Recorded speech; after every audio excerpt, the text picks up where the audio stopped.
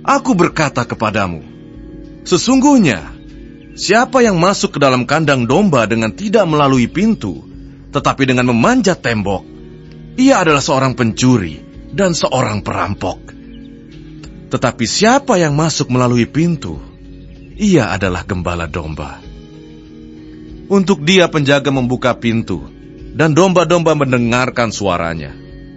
Dan ia memanggil domba-dombanya masing-masing menurut namanya, dan menuntunnya keluar.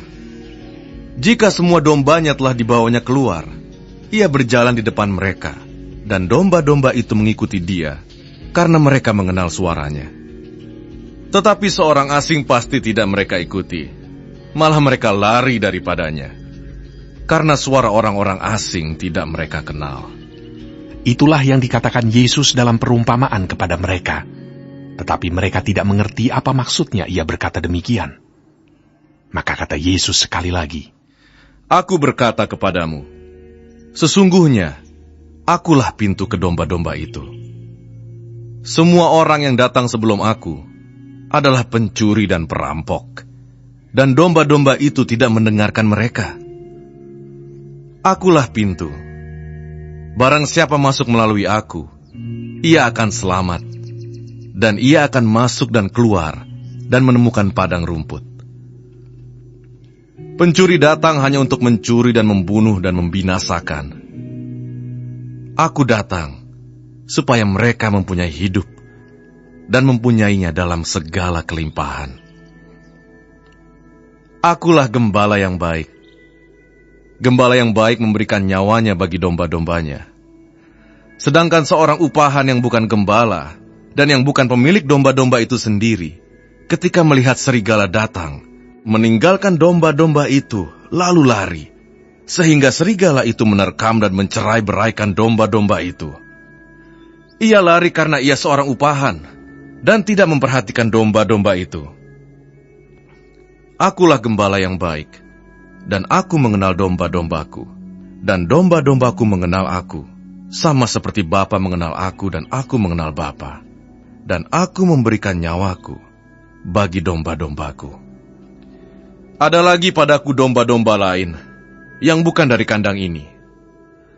Domba-domba itu harus kutuntun juga, dan mereka akan mendengarkan suaraku, dan mereka akan menjadi satu kawanan dengan satu gembala. Bapa mengasihi aku, oleh karena aku memberikan nyawaku untuk menerimanya kembali. Tidak seorang pun mengambilnya daripadaku, melainkan aku memberikannya menurut kehendakku sendiri. Aku berkuasa memberikannya, dan berkuasa mengambilnya kembali. Inilah tugas yang kuterima dari Bapakku. Maka timbullah pula pertentangan di antara orang-orang Yahudi karena perkataan itu. Banyak di antara mereka berkata, Ia kerasukan setan dan gila. Mengapa kamu mendengarkan dia? Yang lain berkata, Itu bukan perkataan orang yang kerasukan setan. Dapatkah setan memalingkan mata orang-orang buta? Tidak lama kemudian, tibalah hari raya pentahbisan Bait Allah di Yerusalem. Ketika itu musim dingin. Dan Yesus berjalan-jalan di Bait Allah, di serambi Salomo. Maka orang-orang Yahudi mengelilingi dia dan berkata kepadanya, Berapa lama lagi engkau membiarkan kami hidup dalam kebimbangan? Jikalau engkau Mesias, katakanlah terus terang kepada kami. Yesus menjawab mereka, Aku telah mengatakannya kepada kamu, tetapi kamu tidak percaya. Pekerjaan-pekerjaan yang kulakukan dalam nama Bapakku, itulah yang memberikan kesaksian tentang aku. Tetapi kamu tidak percaya, karena kamu tidak termasuk domba-dombaku.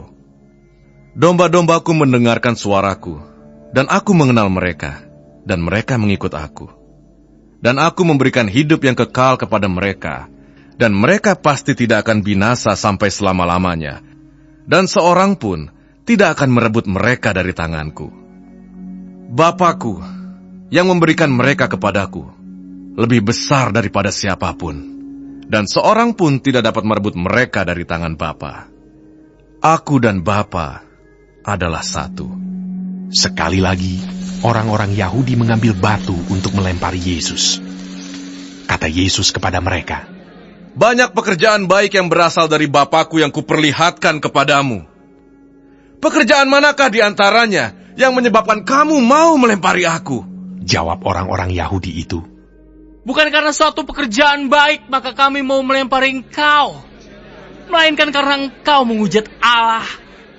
Dan karena engkau, sekalipun hanya seorang manusia saja, menyamakan dirimu dengan Allah. Kata Yesus kepada mereka, Tidakkah ada tertulis dalam kitab Taurat kamu, Aku telah berfirman, kamu adalah Allah.